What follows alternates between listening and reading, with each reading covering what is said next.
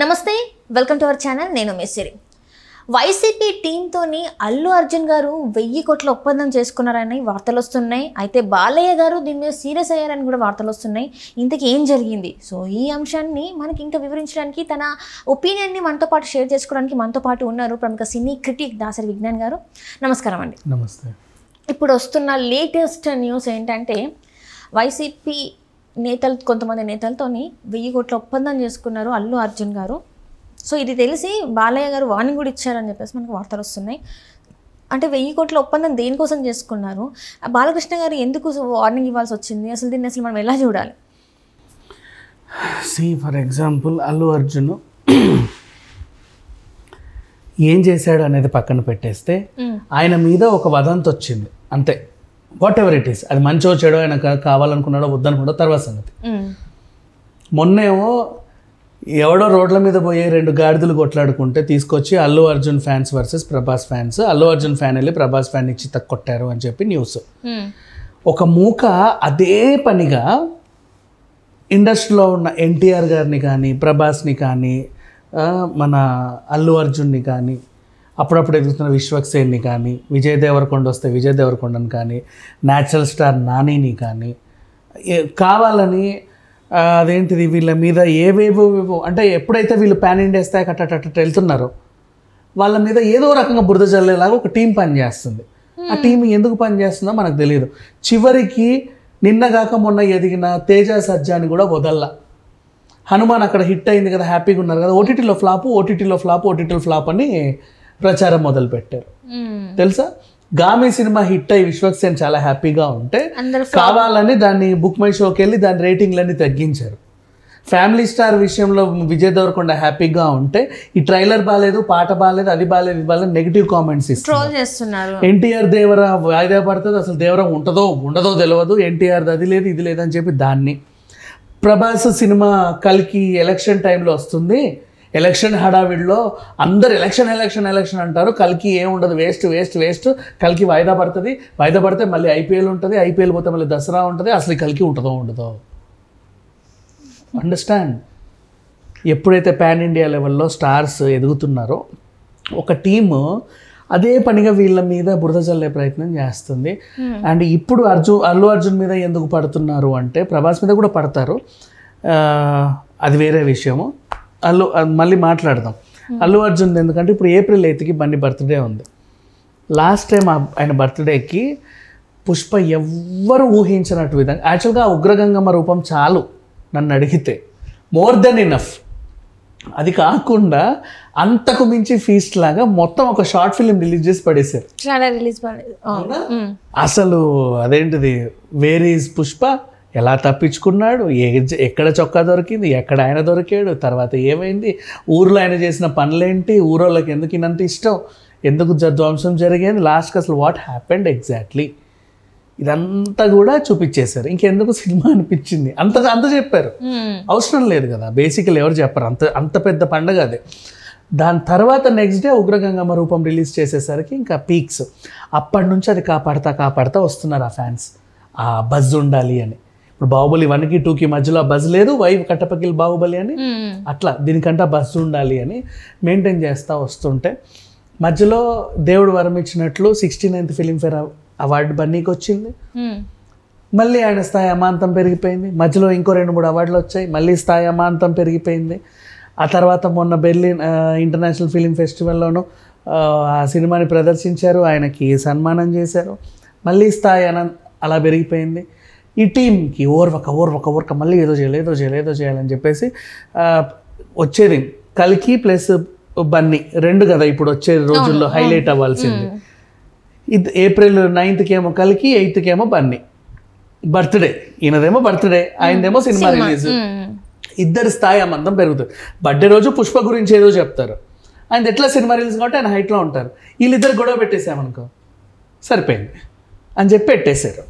ఇప్పుడు తర్వాత ఇంకా బర్త్డే దగ్గర పడుతుంది కాబట్టి ఏదో రకంగా ఇదొకటే కదమ్మా, ఇంకా 2-3 వార్తలు వస్తాయి బన్నీ పైన, అట్లా చేశాడంట ఇట్లా చేశాడంట అని. చూడు ఇప్పుడేం వార్త ఏంటంటే, బన్నీకి ఒక వర్గం ప్రజలని దూరం చేసే ప్రయత్నం. రేపైనా ఏదైనా అనౌన్స్ చేస్తే సగం మంది మాత్రమే ఎంజాయ్ చేయాలి ఆ వార్తని. సగం మంది ఎంజాయ్ చేయొద్దు. ఏ సగం మంది ఎంజాయ్ చేయాలంటే బన్నీ ఫ్యాన్స్, వీళ్ళైతే వైసీపీ ఫ్యాన్స్. టీడీపీ ఫ్యాన్స్కి బన్నీని దూరం చేశాడు. ఎందుకు పాపం అంటే అందులో జనసేన విలీనమైన పాపానికి, అంతే. అండ్ మెగా ఫ్యాన్స్కి బన్నీని దూరం చేస్తున్నారు. ఎందుకో తెలియదు మరి వీళ్ళ కర్మ. ఆయన ఎదుగుతున్నాడనో కుల్లో కుతంత్రమో తెలియదు. ఇక్కడ ఏమంటున్నారంటే చాలా మంది ఏంటంటే వాళ్ళిద్దరికి ఆల్రెడీ పొరపచ్చాలు వచ్చాయి, మెగా ఫ్యామిలీకి అల్లు ఫ్యామిలీకి పొరపచ్చాలు వచ్చాయి కాబట్టి జనసేనకి అగనెస్ట్ గా. సో వైసీపీ ఎందుకంటే వీళ్ళిద్దరు ఆపోజిట్ పార్టీస్ కాబట్టి జనసేనకి ఆపోజిట్గా వెళ్తే అంటే వైసీపీ ఉంది కాబట్టి సో వాళ్ళతో కలిసి వెళ్తున్నట్టుగా వార్తలు వస్తున్నాయి. అదే చెప్తున్నామా, అక్కడ ఏదో విజన్ విశాఖ అని ఏదో పెట్టుకున్నాడు, అది ఏదో డెవలప్ అవుతుంది, ఓ ముంబై లాగా తయారవుతుంది, దాన్ని అలా తయారు చేద్దామనే వీళ్ళు అనుకుంటున్నారు. పోర్ట్ ఉంది, విదేశీ మార్కెట్ని అట్రాక్ట్ చేయగల సత్తా వైజాగ్ ఉంది, పోర్ట్ ఉంది, అండ్ అందమైన బీచెస్ ఉన్నాయి. టూరిజంని అట్రాక్ట్ చేసే ప్రాంతం అక్కడ నుంచి అరకు లంబసింగి దాకా డెవలప్ చేసుకోవచ్చు. ఒక ఊటీ అక్కడే తయారవుతుంది, ఒక కొడైకెనాల్ అక్కడే తయారవుతుంది, అండ్ మున్నార్ గిన్నార్ వెళ్ళే వాళ్ళు కాఫీ టీల కోసం కూడా ఈడికే వస్తారు. అరకులో లేనిదే ఉంది. అండ్ నెక్స్ట్ కేవ్స్ కావాలన్నా అక్కడే ఉన్నాయి, బీచ్లు కావాలన్నా ఉన్నాయి, కొద్ది గొప్ప పుణ్యక్షేత్రాలు ఉన్నాయి, మన సింహాచలము ఉంది, అన్నవరం ఉంది. ఇన్ని రకాలుగా ఉన్నప్పుడు దాని డెవలప్మెంట్కి బీభత్సమైన స్కోప్ ఉంది. మరి పర్యాటక మంత్రిగా రోజా ఏం ఆలోచించడం మనకు తెలియదు, కానీ అక్కడైతే సంథింగ్ ఉంది కాబట్టి ఇన్వెస్ట్మెంట్లు అక్కడ చేస్తే బాగుంటుంది అని. ఎప్పుడైతే హైదరాబాద్కి 1976లో అక్కినేని గారు వచ్చినప్పుడు ఆ కొండని ఎంచుకొని ఫ్యూచర్లో డెవలప్ అవుతుందిలే అని ఆలోచించి కొండ మీద స్టూడియో కట్టాడు. రామనాయుడు కొండ మీద స్టూడియో కట్టారు. ఇప్పుడు 1000 కోట్లు. అప్పుడు ఆయన కొనింది 1,50,000. ఆ 22 ఎకరాలకు కలిపి 1,50,000 ఇచ్చింది. 1,80,000 2 లక్షలు కూడా ఇవ్వాలి. 1,50,000కి ఎక్కువ, 2 లక్షలు తక్కువ, 1.8 సమ్ చేంజ్ అంతే. ఇప్పుడు చూడు, సో ఇప్పుడే వైజాగ్లో పెట్టుబడి పెడితే ఫ్యూచర్లో హార్బర్ డెవలప్ అయితే, ఇంటర్నేషనల్ నుంచి సరుకు రవాణా దిగుమతి అయితే ముంబైలో ఉన్నట్టుగా, ముంబైలో చీప్ మార్కెట్స్ ఉంటాయి, అన్ని తక్కువ దొరుకుతాయి. అట్లాంటి మార్కెట్స్ వైజాగ్లోనే వస్తాయి. ఇంటర్నేషనల్ మార్కెట్, ఇక్కడ ఏది కొన్నా చౌకగా దొరుకుతాయి అన్నట్టుగా అట్లాంటి మార్కెట్లు వస్తాయి. టూరిజం అట్రాక్షన్ ఎక్కువ ఉంటుంది. ఇంకా ప్లానటోరియంలని అదని ఇదని ఓషన్ గురించి అని ఫిష్ అవి కానీ ఇంకా బోల్డ్ అన్నీ వస్తాయి. బీచ్లు ఇంకా డెవలప్ అవుతాయి. యారాడ బాగా డెవలప్ అవ్వచ్చు. ఇంకా ఇటువైపు వేరే బీచ్లు కూడా బాగా డెవలప్ అవ్వచ్చు, ఓన్లీ ఆర్కే కాకుండా. ఇట్లా స్కోప్ ఉంది, there is a scope. And ఇప్పటికే బిల్డింగ్లన్నీ ఆకాశాన్ని అంటుతున్నాయి. ఐటీ ఒక్కసారి వచ్చిందా ముంబై రేంజ్కి వెళ్ళిపోతుంది, ఇంకా ఏమాత్రం డౌట్ లేదు. సో అట్లాంటి దాంట్లో ఇప్పుడే సగం డెవలప్మెంట్ ఉంది. షార్ట్ టైంలో దీన్ని నేను ఈ స్థాయిలో చూడబోతున్నాను వైజాగ్ని అనుకున్నప్పుడు బన్నీ అక్కడ రూపాయి పెట్టుబడి పెట్టడంలో తప్పే ఉంది. ఇప్పుడు ఆయన 1000 కోట్లు పెట్టి ఒక స్టూడియో కొంటాడు, అక్కడే ఒక పోస్ట్ ప్రొడక్షన్ ఆఫీస్ పెడతాడు. ఇప్పుడు 2 తెలుగు రాష్ట్రాలు విడిపోయిన తర్వాత, చెన్నై నుంచి వచ్చిన తర్వాత ఇండస్ట్రీ హైదరాబాద్లో ఉంది. 2 తెలుగు రాష్ట్రాలు విడిపోయినా హైదరాబాద్లో ఉంది, బట్ అక్కడ ఏం లేదు. ఇక్కడ స్టూడియోలు కట్టండి, మీకు నేను రాయితీలు ఇస్తాను, ఇక్కడ షూటింగ్లు చేయండి, మీకు అది ఇస్తానని ఆయన ప్రకటించినప్పుడు మిగతా వాళ్ళు ఎవరు అంత ఇంట్రెస్ట్ చూపకపోతే, ఆల్రెడీ ఇక్కడ అల్లు స్టూడియోస్ ఉంది కాబట్టి ఇంకో స్టూడియో అధినేత ఇంట్రెస్ట్ చూపించాడు. అక్కడికి వెళ్ళి సంపాదించుకోవచ్చు కదా అని, యంగ్ జనరేషన్ కాబట్టి ఆయనకు అనిపించింది అక్కడికి వెళ్తే ఏదో ఉంటుంది నాకు అని, సంథింగ్ లైక్ దట్. ఆయన ఇంట్రెస్ట్ చూపించాడు. ఇప్పుడు ఆయన స్టూడియో కడితే రేపటి రోజు ఇక్కడ Annapurna studio, Ramoji film city ఎలా ఉందో అక్కడ అల్లు స్టూడియోస్ పెద్ద స్టూడియో అయి ఉండొచ్చు. అక్కడే పోస్ట్ ప్రొడక్షన్ అంతా అయిపోవచ్చు. రేపటి నుంచి సాంగ్లు, షూటింగ్లు, ఈ సెట్లు, ప్రోగ్రాంలు అక్కడే చేసుకోవచ్చు. యూట్యూబ్ ఛానల్ కూడా బోల్డ్ అండ్ డెవలప్ అయ్యి హైదరాబాద్లో ఉన్నాయి, అవన్నీ అక్కడ నుంచి కూడా ఆపరేట్ చేసి అక్కడ కూడా ఇంకో ఇండస్ట్రీ తయారవచ్చు. ఇదంతా ముందు నుంచి స్కోప్గా. పైగా ఆయనకు థియేటర్లు ఉన్నాయి.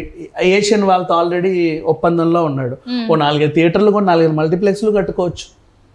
వైజాగ్లో ఆయనకంటూ ఒక స్థానం ఏర్పరచుకోవచ్చు. అందుకని చెప్పి బిజినెస్ మైండెడ్గా ఆయన ముందుకు వెళ్ళాడు. తప్పే ఉంది మా దాంట్లో, తప్పేం లేదు. ఇదంతా రాజకీయంగా అల్లేసుకున్నారంటే. ఇకపోతే ఈ పనికిమాలిన ఫ్యాన్స్ ఉంటారమ్మా. పనికిమాలిన వాళ్ళకి పనికిమాలిన ఫ్యాన్సే ఉంటారు. వీళ్ళకి ఏంటంటే పనికిమాలిన ఆలోచనలే వస్తాయి, పనికొచ్చేవి రావు. ఎందుకంటే మనం పనికిరాము కాబట్టి. అది ఏమి ఈయన వ్యతిరేకంగా వెళ్తున్నాడు, mega fans versus Allu fans, ఇది మాట్లాడడానికి అసహ్యంగా ఉంది. అంటే ఇందులో మళ్ళీ బాలకృష్ణ గారి పేరు కూడా వినిపించింది, సీరియస్ వార్నింగ్ ఇచ్చాడు. ఇది కూడా రాశారమ్మా. ఎందుకంటే అన్స్టాపబుల్ షోకి బాలయ్య ఇంకెప్పుడు ఆయనను పిలవాడు, నువ్వు నా షోకి రావాలి అంటే అక్కడ పెట్టుబడి పెట్టకు అన్నాడు. అంటే ఎందుకు అంటాడు బాలయ్య అలా? ఆయనకు కూడా ఇష్టమే, అయ్యో యంగ్ జనరేషన్ అదేదో ఇష్టపడేదో కొనుక్కుంటున్నాడు ఆయన ఎందుకు అంటాడు? పార్టీలకి బాలయ్య ఎప్పుడు ఇట్లా పార్టీ పరంగా చూడు, ఒక మనిషి పరంగా అల్లు అర్జున్ని చూస్తాడు. చూసి అరవింద్ గారి ఆహాలోనే కదా ఆయన చేసేది.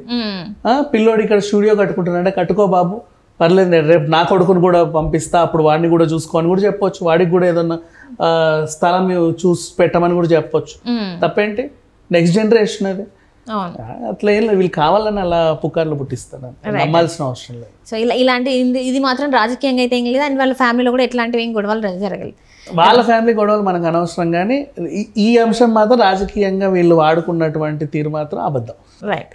థ్యాంక్ యూ సో మచ్ అండి విజ్ఞాన్ గారు. So much.